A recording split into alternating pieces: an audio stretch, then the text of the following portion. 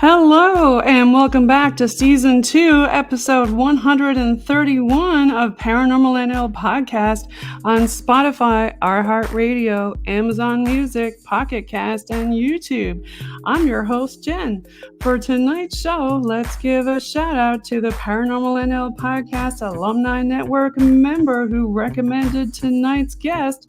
A big shout out to Paranormal NL Podcast member of the alumni, Rusty Jones. And he's from CMPI, Central Michigan Paranormal Investigators. And Rusty Jones was on PNL Podcast Season 2, Episode 115. Now let's give some more hugs to everyone in Florida dealing with the aftermath of Hurricane Milton last night. And right now, it's time to pull up your cozy chair and grab your favorite pumpkin spice beverage again and listen in to your favorite podcast. Paranormal NL Podcast is a place where the people of Newfoundland and Labrador, Canada, and anywhere else in the world can share their paranormal experiences. PNL Podcast also believes in supporting people, places, and things to promote paranormal tourism and paranormal networking all over the world. A big thank you again to all the PNL Podcast alumni guests from Season 1 and 2, and of course our fans. We want to hear your stories. Do you have any paranormal, metaphysical, UFO, cryptid creatures, folklore, historical books, or just tales of the weird you'd like to share as a guest on my PNL Podcast? Please reach out to me on Facebook, Instagram, or Gmail at paranormal.nl.podcast@gmail.com. And after your episode, you'll become part of the PNL Podcast Alumni-Network. Now make sure you click on that bell, like or subscribe, and follow along on whatever platform you're listening in on, and get updates for new episodes. And head on over to Facebook and join our group, Paranormal NL Podcast Group. It's the official place to hang out in a fun, safe space and find upcoming new episodes in the featured section of the group. Now we're listening to our fans. PNL Podcast now also has a page for fans who are not on Instagram for Instagram Reel Drops and a spot for the PNL Bog Team Investigation Go Lives. That's right, we have a new branch of the Paranormal NL Podcast with the PNL Bog Team, a boots on the ground paranormal investigation team doing local historic investigations in Newfoundland. And you can find the PNL Bog Team not this weekend, but next weekend on Saturday, October the 19th at the Torbay History House and Museum for a public ghost hunt. Check them out. Also, don't forget to check out their new merch that dropped on TeePublic, the PNL Bog Team merch. Now, without further ado, I'm going to bring on the stage who we have tonight. Coming in hot from Southwest Michigan, we've got Danny from Southern Michigan Paranormals. Welcome, Danny. Well, thanks for having me. Hello, everybody. Yeah, hello. Thank you for being on the show tonight. No worries. Thank you for asking me. Yeah. So tell me a little again. Let's do a shout out again to Rusty. Hey, Rusty. Thanks for recommending me, and known Rusty for quite a few years, and we've worked together. And just a great guy, and he's got a lot of new things happening, and I couldn't be happier for him. And I'll talk about it a little bit later in the interview if that's okay. But we have something that we're cooking up in Jackson, Michigan, and it should be fun. Nice. So tell me more about Southern Michigan Paranormals, Danny. Well, we formally had started around 2008, 2009. And I with the partner had a group before that since about 2006. And we had called ourselves the Paranormals. And we were anything but normal. That much is true. And I do say that tongue in cheek. And we met some other like-minded people. I knew I'd wanted to form a bigger group. And a person came along at that time and we merged, and the merge didn't work out. But I kept pieces of what the name was from the other group.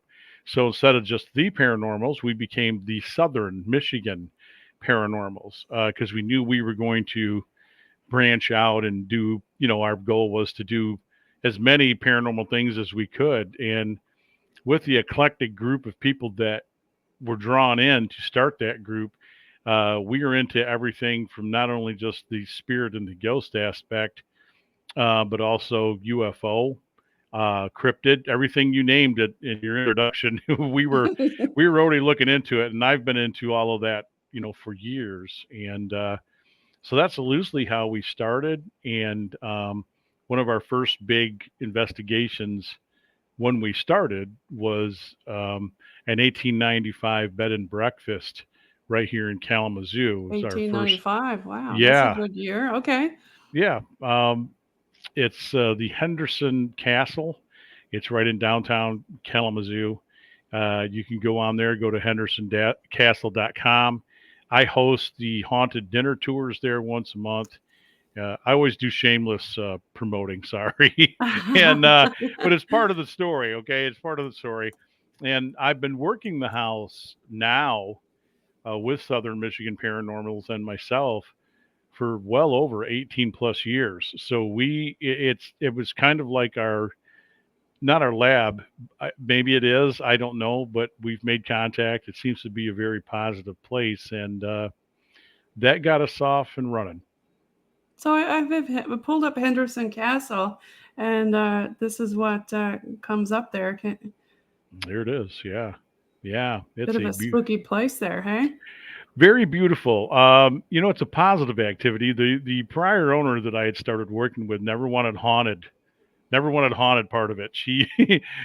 We went with activity. Now we say haunted because I think, being in this as long as you have doing podcasts, that it's a generic term for a lot of us. And we weren't really set at doing events right off the bat. It was just to have an investigation of a place that I grew up 3 blocks north of that house. Um, Okay.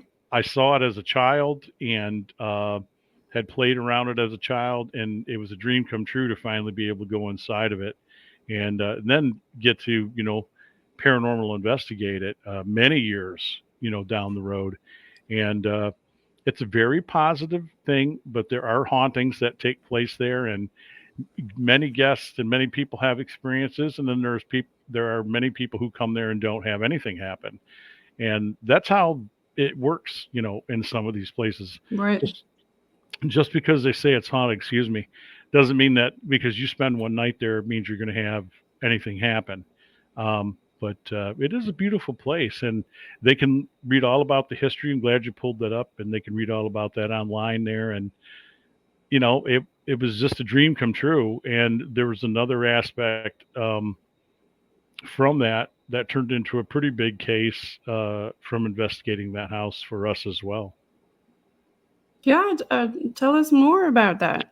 Um, the first day in, we were in there about 3 o'clock in the afternoon, and upstairs, as you saw that tower, I Right. I was going into that tower room with my wife in front of me and another investigator, Right. and it was used for storage. We thought it had this magical thing that you'd go in there and there were going to be bedrooms and yeah, that tower right there, and there was going to be a staircase and all this.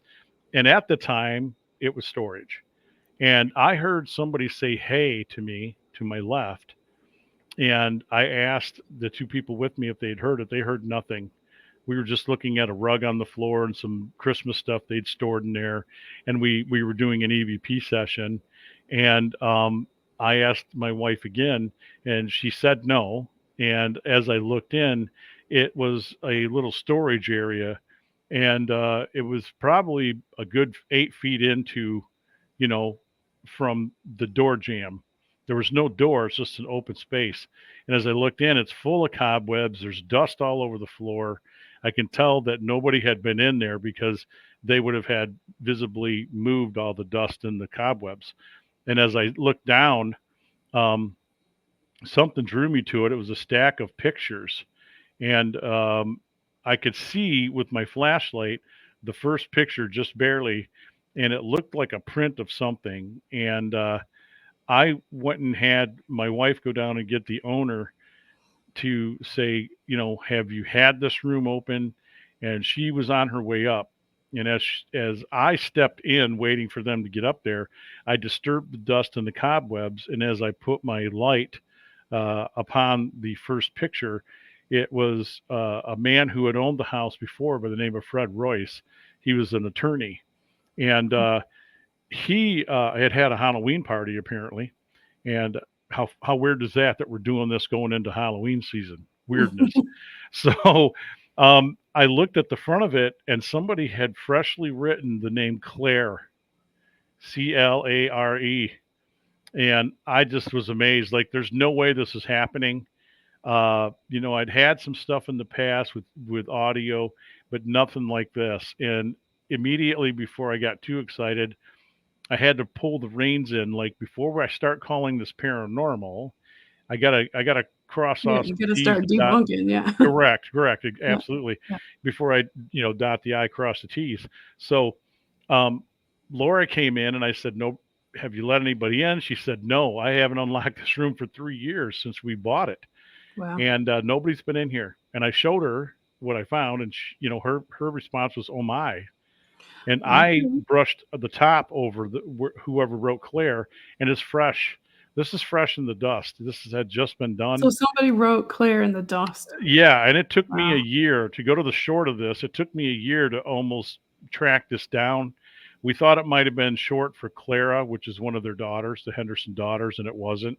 In fact, I hit up a friend who's a psychic in Michigan named Christy Robinette, and Christy, felt that it was not any of the daughters, that it was a man. And this bore much truth into it.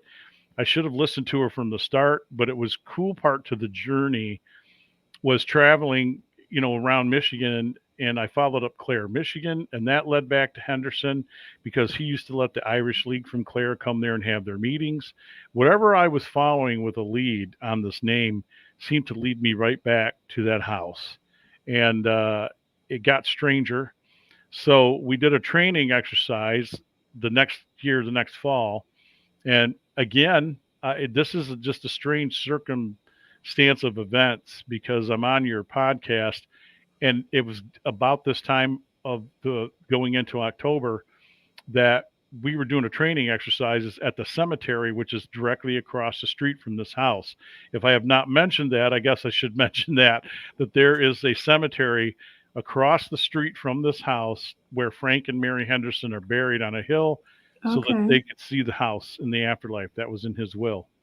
And during that process, um, I'm sensitive. And it took me a long time to come out in the open with this because there's so many people who claim to have this gift and that gift. And so I saw in my head a man saying, "Danny, over here." It was diagonal from the grave. I went over there, and I saw some odd things over there. In fact, I took 2 steps to my left once I moved from that gravesite, literally probably about 100 feet away. And I took 2 steps to my left and I tripped over something. And when I tripped over it, I looked down, it was a headstone. And the headstone said Claire Burley. No Yeah, way. it's No. Claire. Okay. Okay. This is Claire. And he was a volunteer in Mm-hmm. the Michigan Spanish American War Volunteer Unit. And so I'm taking pictures. I'm becoming emotional. I knelt down. We did a live time EVP session. I asked Claire, "Is this you?" Because I had already had contact in my mind with this gentleman, and people can believe it or not, but it happened. And he gave us a gruffled yes. We took photos. I took that information and the picture and gave it to my research person, and she did an outstanding job. A week later, she had me meet her at a coffee shop, and she had a stack about this thick of stuff. I thought maybe she'd have a folder because now I think we know who Claire might be. And he was missing on the Spanish American honor roll. We found him. She had a thank you letter from them because she directly emailed them and said, "Well, we know where he's at. He's buried right here in Kalamazoo." And we got a thank you letter, which I still own. She also hit up the Veterans Administration in Michigan. They didn't know where he was buried. Really? Um, Hmm. yeah, because he had died without any children. Okay. Um, in fact, she also located his induction letter because they did not want anybody volunteering and running out on their families in the Spanish American War. And so she put in there that he was very cantankerous and that you could have the bastard. That's exactly what it said. No. It was oh yeah, it was a letter from her that she stated to them. He Wow. divorced. We found divorce papers. Hmm. He died in 27, I believe, 28 or 27, and okay, I felt good about that. Then she pulled out this book that said the Michigan 98, and it's a pictorial history of all the units that served. And we found a picture of his unit, and right there's a picture of Claire Burley. If you look at it, you see him in the back. He was the band major of the band. Oh, He's got his hat at a little tilt, good looking that's guy. And but when I saw him in my mind, he was an old man in a little brown right. suit, and he's like over here. Right. And we didn't know what to do with this, so we compiled copies of all this stuff, and we took it over to Pete and Laura, who owned the castle at the time, to follow up on what we had showed them in this picture. Right. And they were very emotional about it, and they sat on it for a couple of days. And I said, well, this is your copy.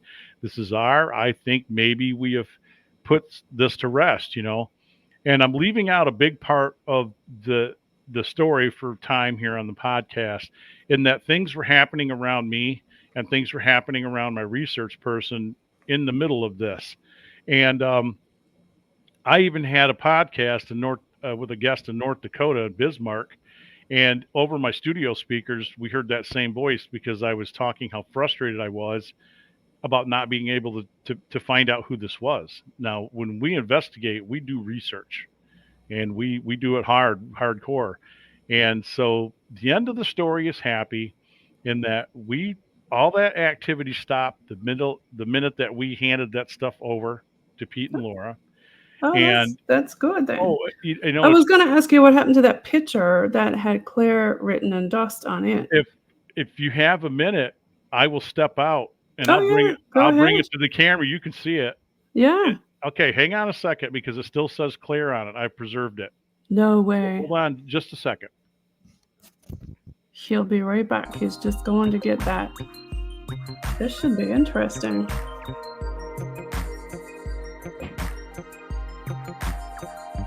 We'll look through some of the pictures of the castle while he's gone doing that. Here's the rooms of the castle. I wonder, will it show one of the rooms that he was talking about?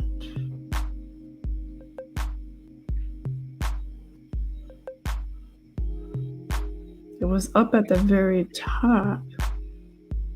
So, what I have here is the picture. Uh-oh, hold on. Let me go back to Streamyard. This is real gold leaf. Hold on. Let me turn off this music real quick. I'm trying to get it close, but I don't know if you can see any angle.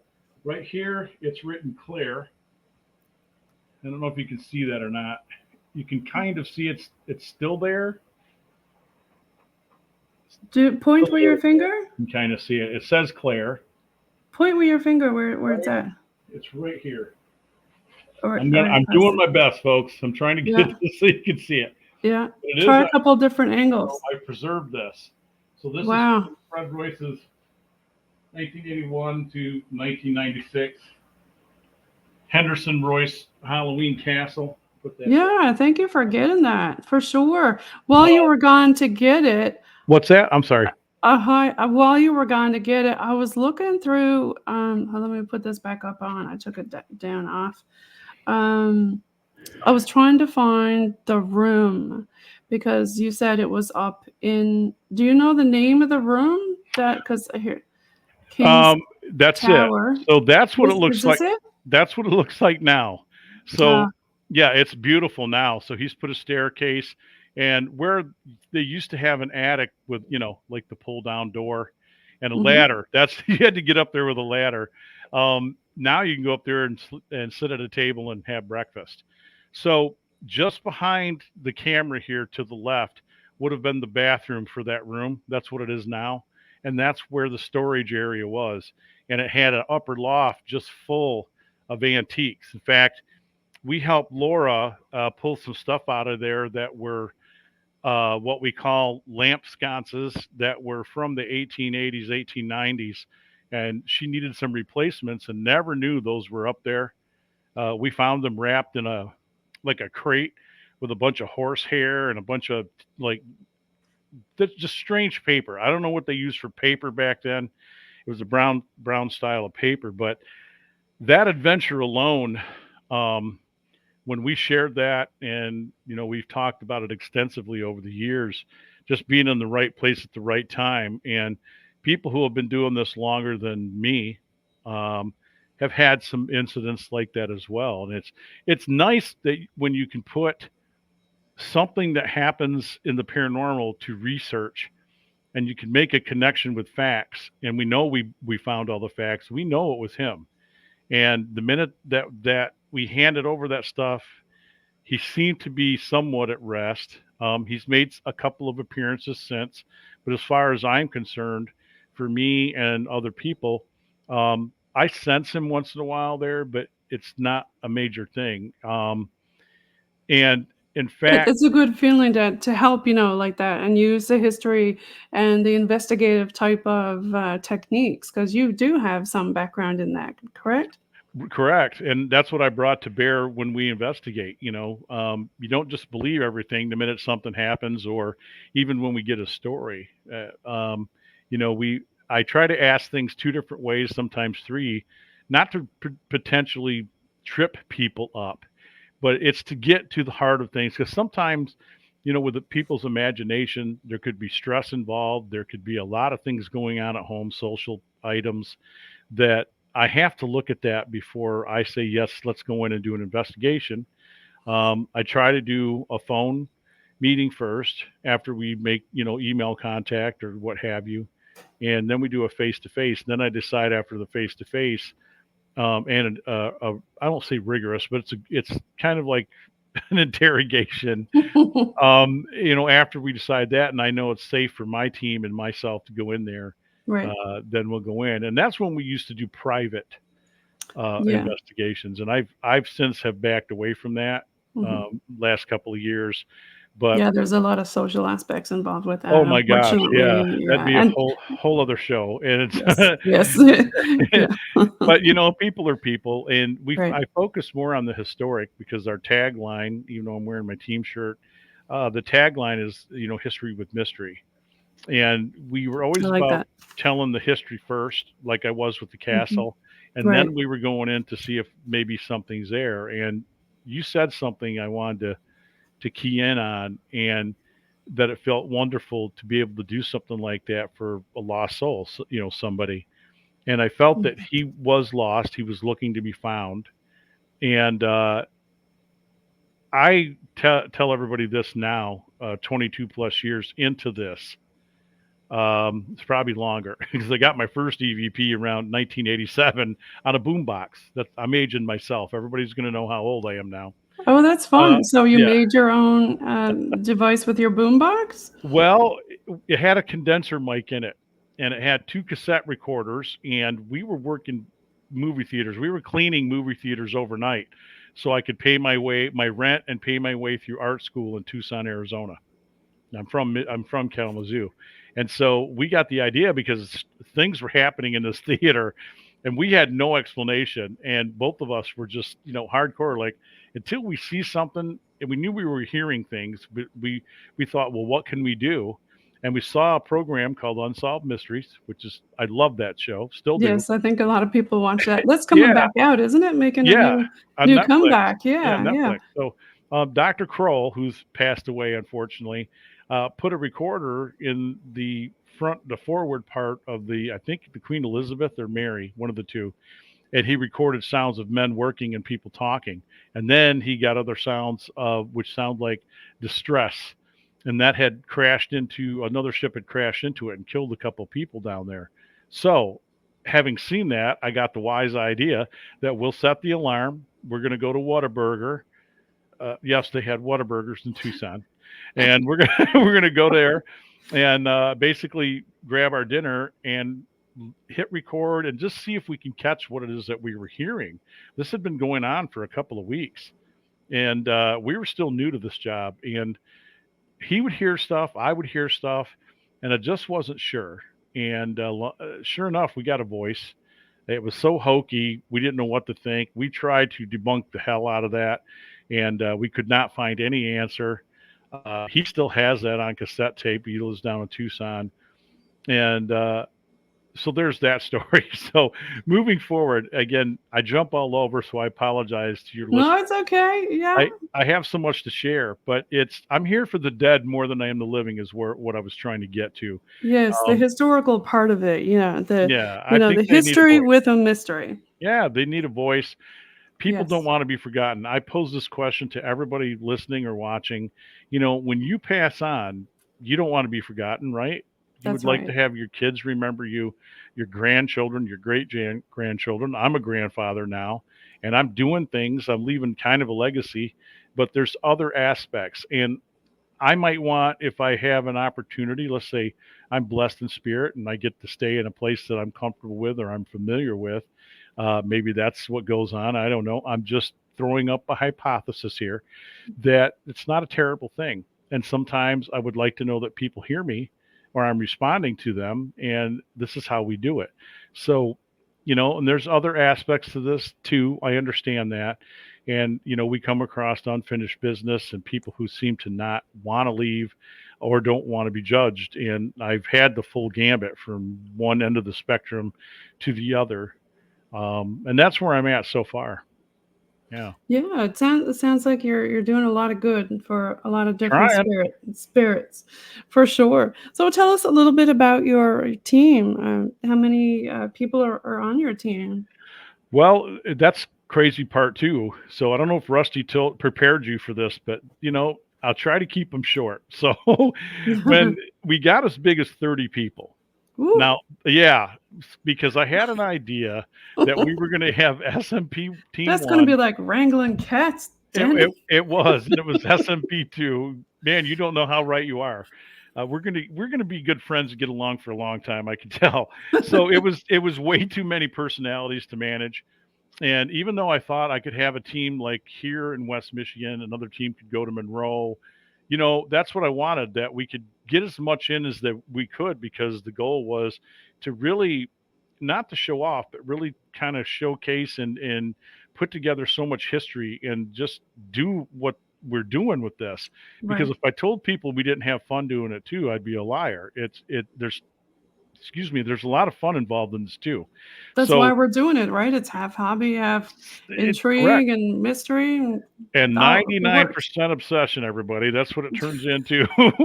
So, yeah, I mean, so where we're at now, over years of growing, people have come and gone. I got rid of that nonsense, and there have been players.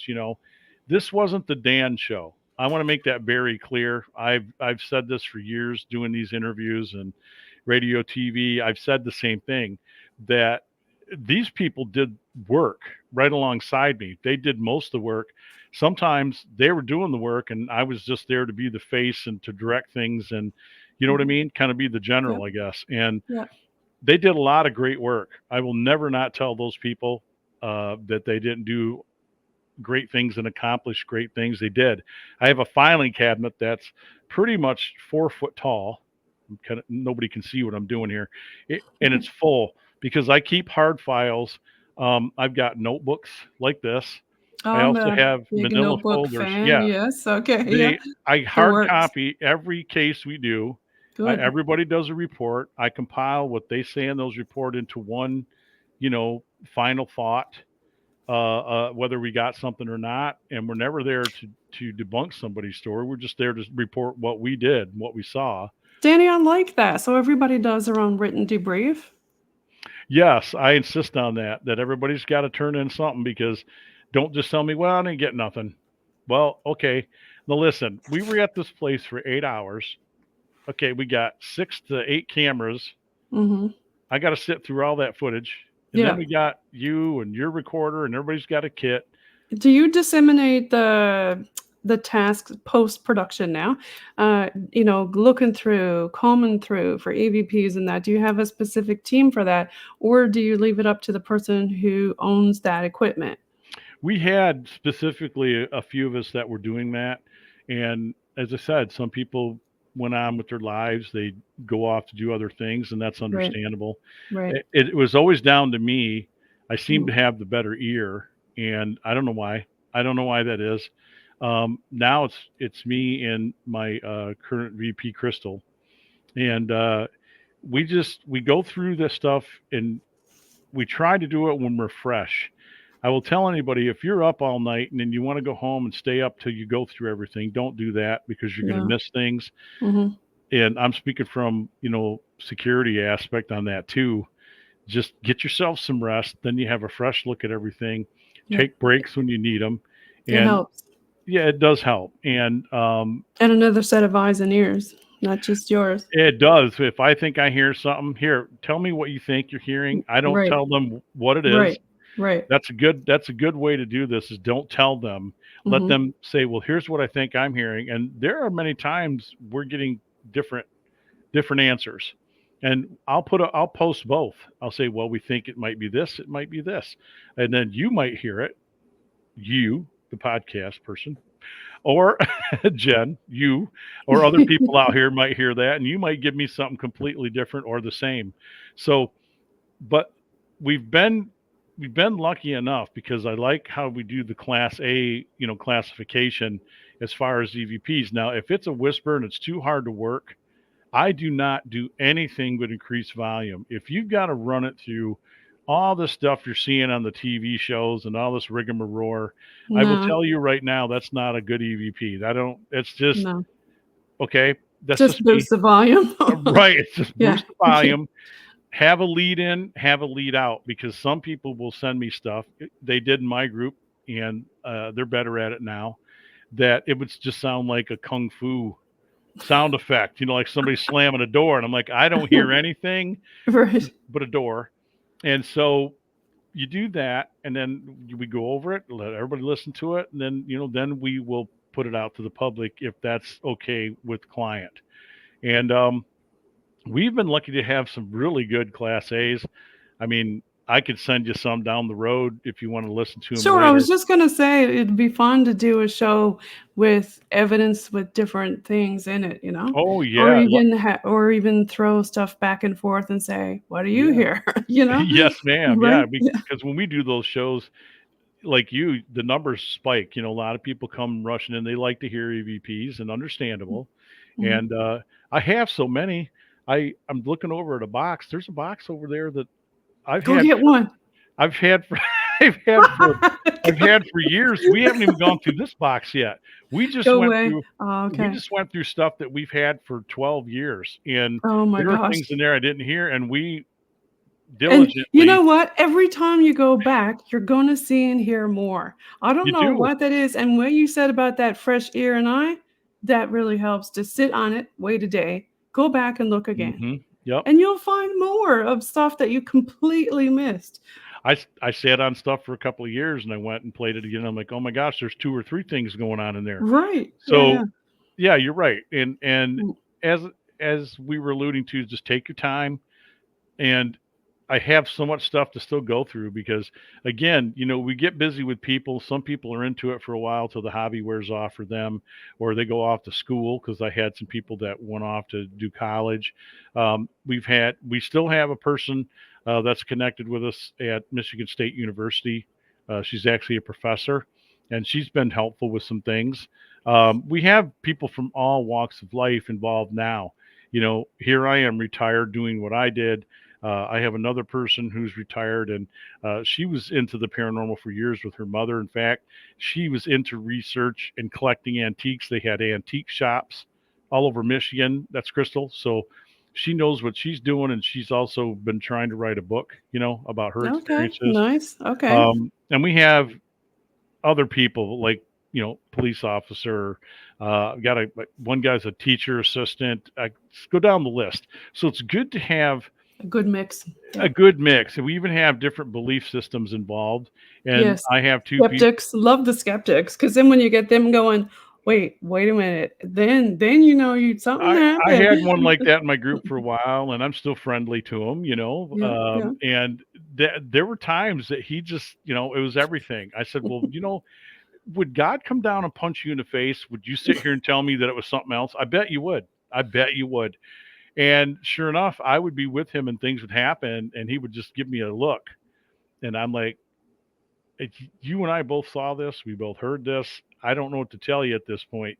You cannot deny the experience. If you're going to He's do the that, Scully of the group. He's like going yeah, around, in man. his And head he would go going, to crazy yeah. extremes, but then Yeah. he started coming around But it's sometimes. good to have a good healthy dose of, You, Scully around you should. because you And gotta debunk. right, right. And you should be yourself. As I said, I believe in the phenomenon. I'm a believer. I I'm had one also of those posters in the back of my door, Danny.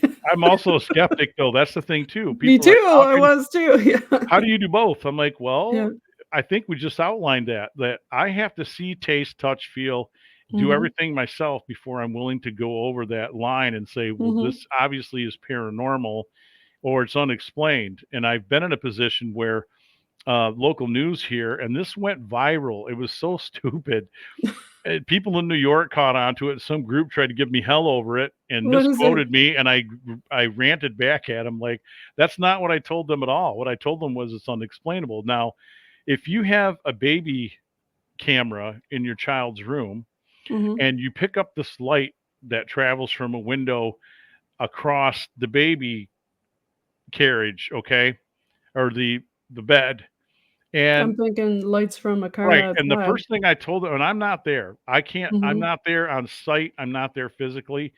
The Channel 3 News brought it to me and said, "What do you think? We know that you've been doing this. mhm. We've had you on." I looked at it and said, "Well, it's unknown." And I'm going to tell you why. It's unknown because I'm not there, boots on the ground. I don't know what's going on, but there's a window right there. My suspicion would be that there's a reflection from cars, lights, whatever, Right. that is reflecting somehow. That's the explanation that I gave. And I think that was probably correct. But I also said I don't want to burst the mother's belief because she felt it was a passed away relative who, like an angel Okay. or something, watching over the Right. baby. And I didn't hear Yeah, anything. because 'cause you're dealing with people's, cultural and spiritual beliefs, Correct, and correct. that's where the And social part comes in, right, right? it's not me to burst Yeah. their bubble. Yeah, yeah. And he showed me an interview with them, and I could tell they're pretty reasonable people. And I didn't hear any of the warning signs you would hear if there might be something bad going on. And in fact, that was so many years ago. I bet that kid's probably 9 or 10 years old by now. And so that kind of thing happens. People send me stuff all the time, or they send me still photos, and I start asking questions. I said, "Well, still photos are tough too because I have to know weather conditions, where you at, Mhm. especially if it's outside." Well, it was raining and we were in the graveyard. Look at our hands are out. Look at all the What kinda orbs. camera and Yeah, look at yep. all the orbs. See all the ghosts. And I'm like, well, it's interesting, but some cameras pick up all that rain and moisture, Mhm. and we do know that you can get false positives through, bugs, moisture, Insects and all insects. kinds of I mean, it stuff, could be yeah, yeah. L a hair from lens your lip. flare. I don't know what Right, it it is. could be anything, yeah. It could be Yeah. anything, but I've captured some. Now, having said that, I've You had to captured go some. try to recreate it, and if you can Yeah, do that and there are multiple times, like on, for example, Skinwalker Ranch, yeah, yeah, right, there's right. something going on over And there. we have some videos of some of that similar stuff that we don't know.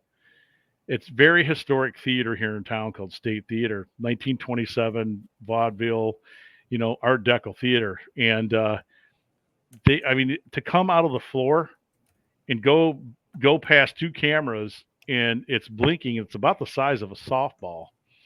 And I don't believe that it was an insect just by some of what it does. We've had some that go against all the other dust particles, comes right up to the camera as if it's looking into the camera, and That's then the it one over in Ann Arbor? takes a hard left. No, it's in Kalamazoo. Kalamazoo, okay. Yep. I'm looking for you. So, I mean, I've seen them. I've seen one with my naked eye. Do I think that there's something going on with that? Absolutely. But I believe that 99% of them really are things that can be explainable. Now, a dear friend of mine who passed away a while ago, he was a physicist and used to come on my podcast a lot. And Michael Lynch was his name, Dr. Lynch. And he was a big believer in orbs, but he also knew what to identify as, particles and different things, but other things that he thought may have been some sort of energy, thing. And he brought something up to me one time that was interested, that transversed itself from us talking about orbs into other parts of the universe, where he's like, isn't it odd that when you get some of these that seem to be something and they're setting off your EMF meters, which I've had that happen. There it is. Isn't that beautiful? Yeah, it's a really nice place. My goodness. And this is where the alleged things happened, right? Oh, a lot of things happen there. Yeah. And Look at how it's, old it is in there. Like, 1927. wow. Let's go Yeah. through some of the pictures. That's the There outside. it is. Oh, Yeah. wow. That Look at that. inside or outside? That's inside? Yeah. That's all the way it still Nice. looks. And Very they cool. still do rock concerts in there. I mean, Zeppelin's been in there. Everybody's been in there. Big shows, Oh, Journey, all Steven kinds. Tyler. Yeah, Yeah. they still use it as a entertainment venue, and I got lucky to go in there several times. But it's I mean, what he said to me. I'll get back to that. Sorry, I'm like a dog with a squirrel. Uh, shiny things too. So what he Squirrel. said to me, he goes, "Isn't it funny how everything that we look at, even with these orbs, everything's a circle. It's a circumference." And it got me thinking. He goes, "Well, think about that," because he's a physicist.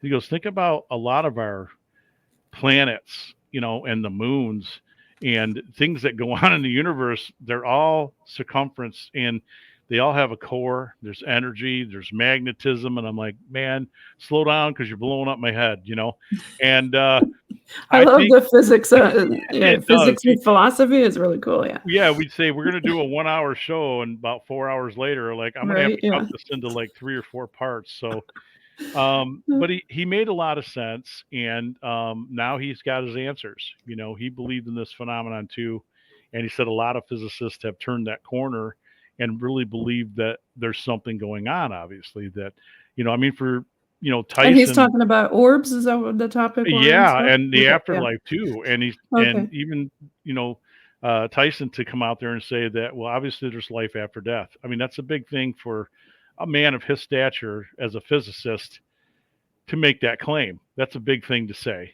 At least I think it is. It And is. so I Yeah. think maybe we're on track. What we're doing, maybe we're on track. And A lot of people, talk about different dimensions and whatnot. I mean, you can see behind me all the lights and stuff. I'm really big into the light aspect of it. I mean, Mhm, we can't see what other um, animals and things can see. We need all these night vision goggles and whatnot, but mhm. they can see it because their eyes are different, and insects can see it. So who Yeah. knows? Maybe it's there and we just can't see it. Well, I think you're right too. I think that we're not always dealing with ghosts. I get the deer in the headlights from audience when I do lectures, and I Hmm. say, well, sometimes I think I'm dealing with parallel existence here.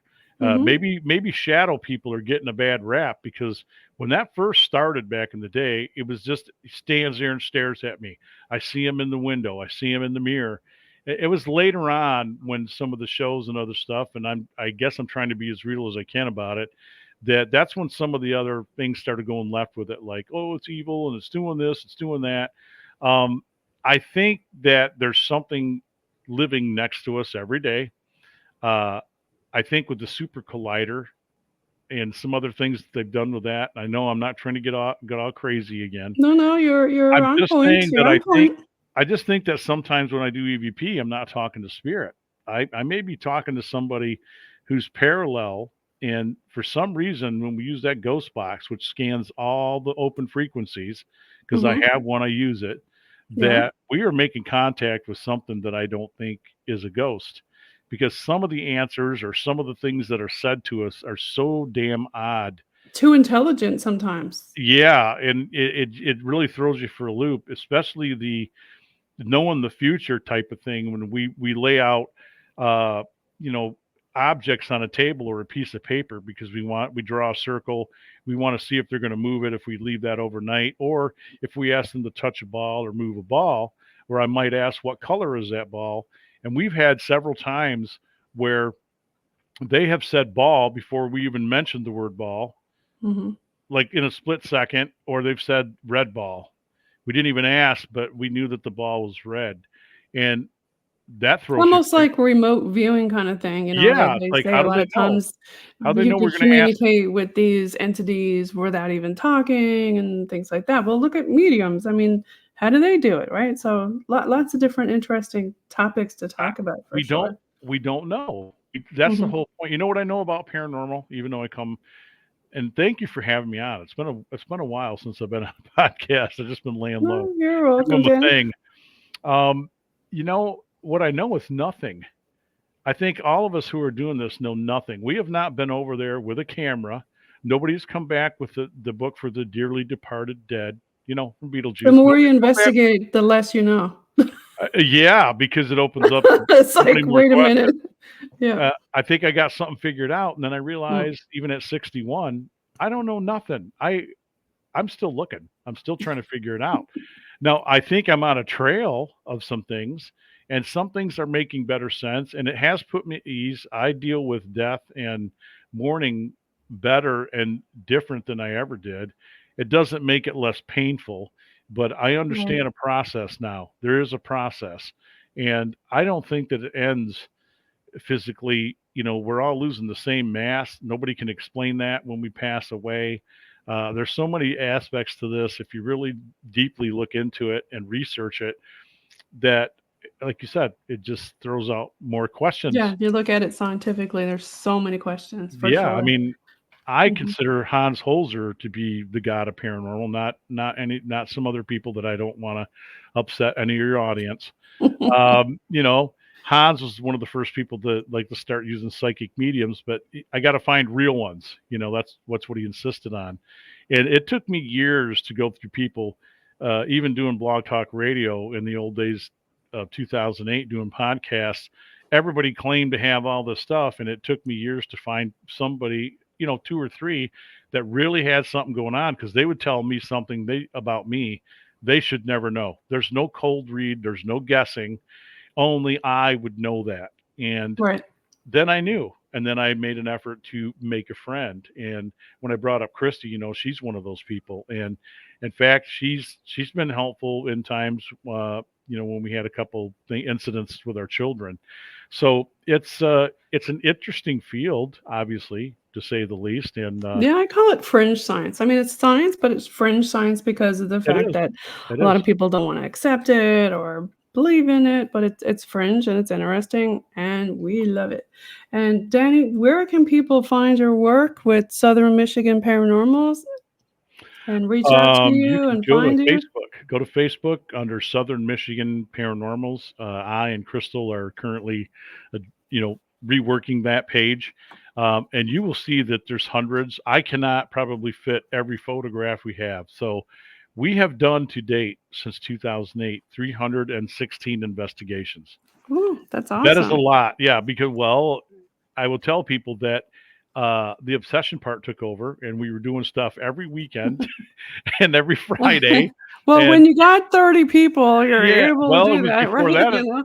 There wasn't that many at first, but I was still doing it even in the middle of the week when I was working 70 hours a week. Right. And I Yeah. had to have a talk from the wife, like, hey, it'd be Burning the nice to candle see the at both kids before ends. they graduate college, that kind of thing. And hey, divorce if you don't slow this down. And she was serious, and she brought balance, to this. Mhm. And I think people should hear that too. But go to Facebook. We're doing new things there. We have a YouTube presence. Now, I had been there, done that. I had done People's TV Network when internet TV first started. We had a show there. That's how we met Shannon Sylvia and her husband, and we were on the same network for a couple of years. So I've been here, done all this stuff. So what we're doing now is we're just wanting to put out some more stuff to show you that we have substance, that we are doing things. We have done things. I've done World War II submarine, World War II landing craft. I've Nice. done theaters. I've done golf courses. I mean, you name something weird, I've probably done You've been there. it. Been there, Yeah. done that. So Yeah. the other thing is my network, which is unrestrictedparanormal.com. And if you go there, you'll see our team page, our current team, and our current satellite members, including my daughter. In fact, that's how she met her husband. Oh, Yeah, because I watched him grow up because I knew his mother for 40 plus years. And Deb Para was our VP with me in this group. And she's now kind of retired and she still comes out, but she's retired. And uh, Sam and Dylan met through this group. They had an on again, off again. They always stayed in touch, always loved each other. And, through certain things it connected. And now they're married and they have three beautiful children. They have a son together. Um, she's got an adopted daughter, and I couldn't be happier. He's a good guy. He takes good care of her. And all through this. it And makes a big difference when you have, caring members of the team and things. And I didn't bring my children into this important. till about 14 or 15, especially the girls, because my oldest son wanted nothing to do with it because he said he couldn't shoot it. I don't know what sense that makes, but after that, the girls came in, they saw stuff, and I asked them how they felt. My two youngest, and this is the best answer I've ever heard. They said, "Well, it gave us butterflies for a second, but we want to see more." That's future Okay. ghost hunters right there. So unrestrictedparanormal.com. We have other paranormal people on there. If you'd like, I will definitely put up a URL and, simulcast your stuff. It's a friend helping a friend. I get nothing from that but unity. I'm trying to still promote that. I also can be found over on Facebook at Ghostorama, just like it sounds, Ghostorama on Facebook. And I do an event every year, which is a paranormal meet and greet, car show, live entertainment, vendors, and it's just trying to get these paranormal people to stop this fighting and this I bickering. know. What is all that about? Day It's like, one, I don't day want one, anything since to do with any 2006. of the drama. Yeah, and it's made its way into me, and then here's how I deal with it. I don't, and that's exactly why I do the things that I do, and I'm very outspoken and very forward about what I'll put up with and what I won't, and I maintain that. I demand that the integrity is there for the group, and my name is attached to this, and I want people to take serious the work that we're doing. So I'm Right. not doing YouTube channels just to get numbers, and I'm not besmirching some people that I know that do that. That's what they're into. That's what they're doing. But Mm. if you want some other stuff to look at, feel free to come hit us up and check us out. And we're not selling anything. I mean, well, we're doing shirts now because you got to pay for gas. Um, we came up with If you some can crazy find any. shirts. Yeah, we came up with glow in the dark shirts. Some Oh, other really? paranormal, That sounds fun. yeah, Yeah. other paranormal groups started doing them, and we did them too because my favorite is to stop staring at my orbs. That's for the women, and it's a V-neck. It's got Oh my two gosh, orbs I right love here. it. Yeah. So adult That's audience, that's what that's about. And then we have one that says ghost hunters do it in the dark, and that glows in the dark. And and it's we also fun to wear it on an investigation, right? my Because it glows favorite in the dark. my favorite is I was so scared I EVP'd myself. So there you go. You are free to use That those. sounds fun. You're free to Yeah. use them. Anybody wants to make their own shirts, go for it. But that's all I do.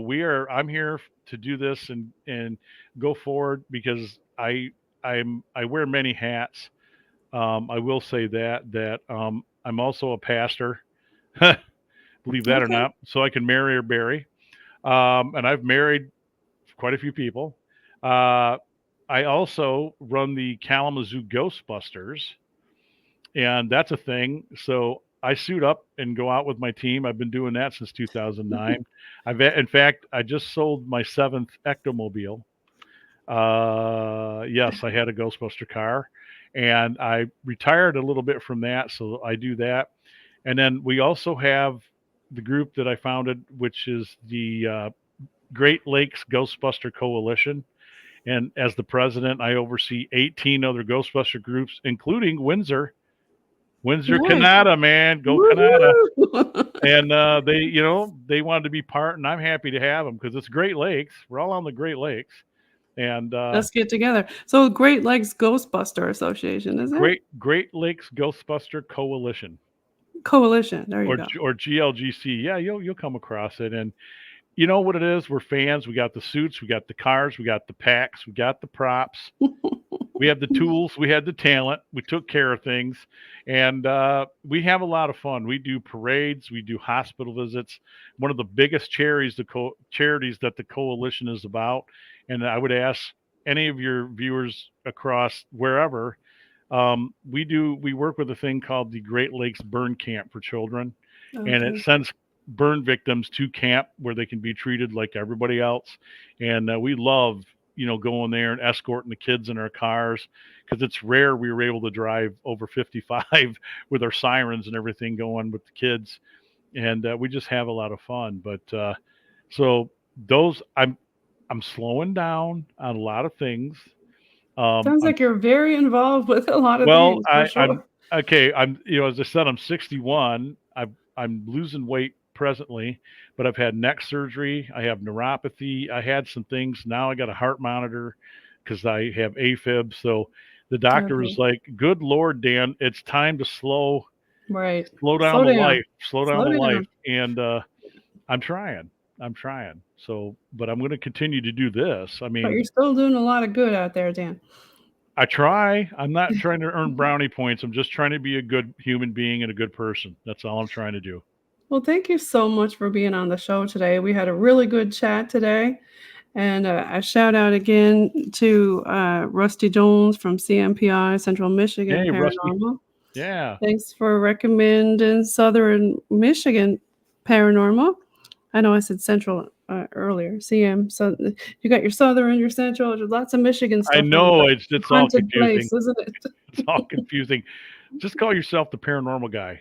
Right? I don't know. I might start doing that. Who knows? Oh, before I go, I know. Is it okay that I promote one thing? Oh, shamelessly plug away. 'Cause That's what we're I here didn't for. tell you that I was an author also. Oh. So you see, they got my name wrong. It says Daniel Holroyd. It's not Daniel, it's Oh. Danny. But this is the second part, history of Henderson Castle. It Okay. talks about some of the paranormal stuff that I encountered in there, and different things. And Francois, who owns it, Francois Moyer, his journey, it's pictures, stories. It's part two to the first one that you can get, and I believe you can get these online.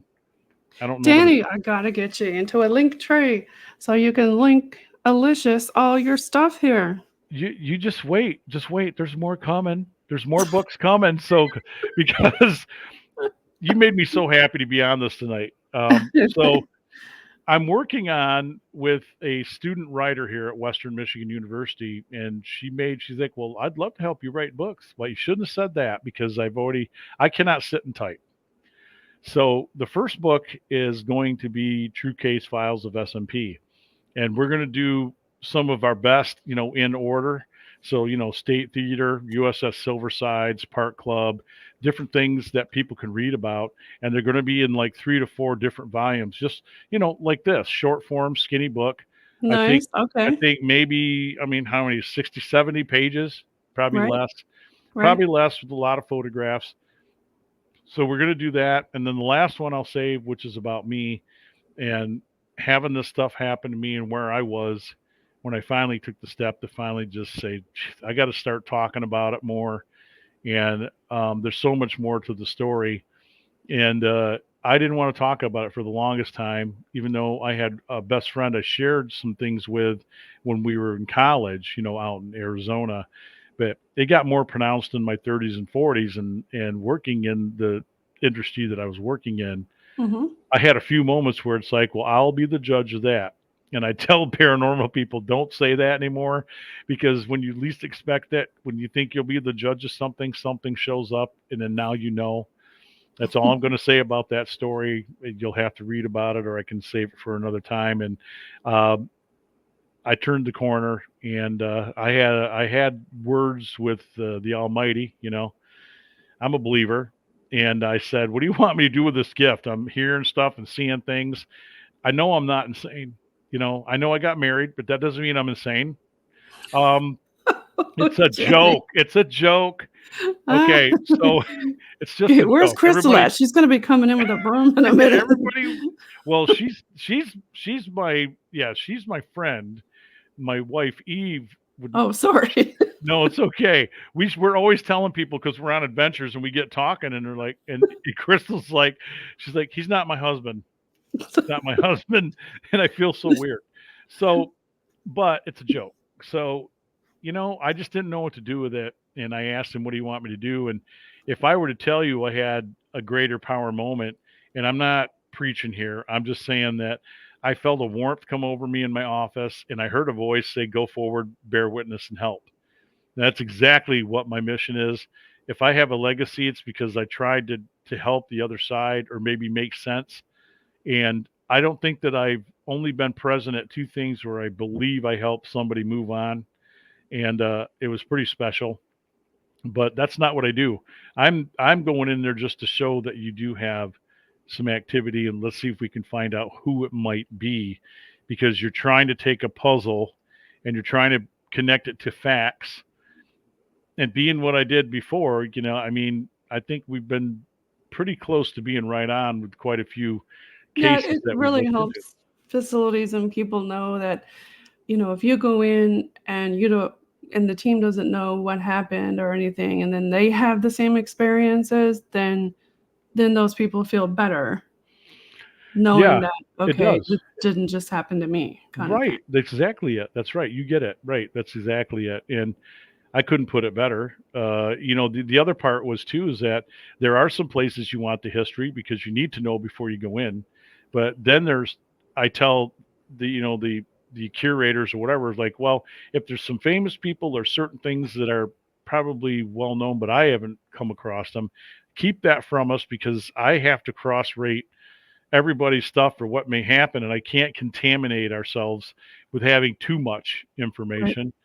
And Right. that's only on rare occasions, but there are times I have to have it all because people have already been there and we're coming in, and I'd love to corroborate. In fact, we did the oldest lighthouse in Michigan, which is called the Fort Gratiot Lighthouse, built for the War of 1812 against you guys, against the British and the Canadians. And it was built, and we did the lighthouse, and we actually corroborated some stuff from Detroit paranormal groups that had been there. So that was kind of nice. But thanks for having me. This has been Oh, you're very fun. welcome. Thanks again for being on, Danny, and you're welcome again on anytime. And say goodbye to your fans out there. Well, I love all you guys, and just keep looking up to the sky. I'm going to borrow this from my buddy Bob Penny because he used to do a I Want to Believe show, and he's into the cryptid and UFO thing. Just keep looking up to the skies and happy haunting. And those of you who don't listen to Coast AM, you really should. It's a cool show. It is. It is a cool show. This show is cool. Thank you so Come to much. this show. Do you hear me? Come to the show because she's interviewing you. So this is your chance to talk about you. All right. That's right. No worries. Stay spooky, everybody. We're going to stop recording and we're just going to clue up with a quick off-air chat here.